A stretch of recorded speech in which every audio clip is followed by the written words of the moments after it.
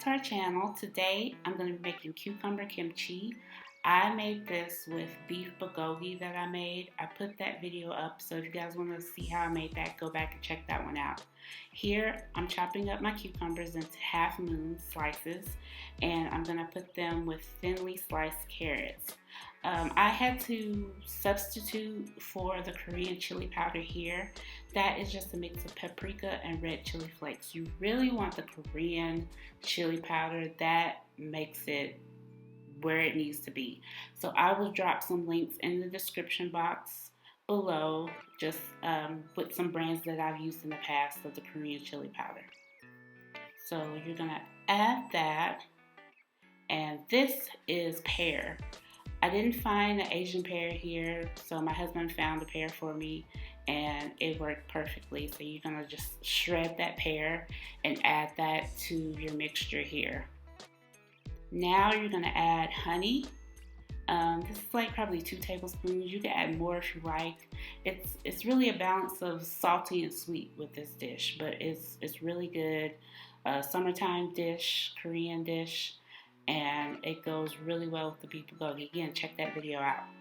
This is green onions, ginger, and garlic. So you want to add that also to the mixture. It gives a really nice flavor. All these flavors mixed together is amazing.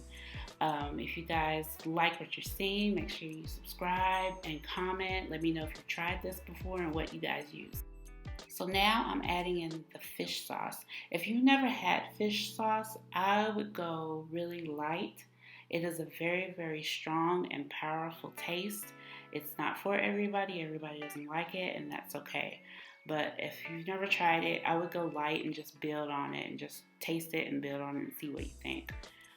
Here I'm mixing everything up. I'm mixing the fish sauce in with all the vegetables well and mixing the seasoning in.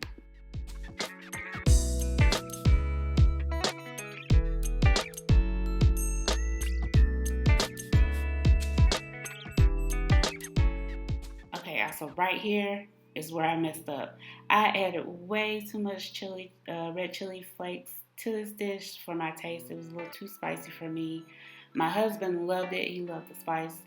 I added a few more cucumbers to kind of bring it down, but it didn't help. So, sometimes when you're cooking, you fumble. It happens. So you just learn from it and do better next time.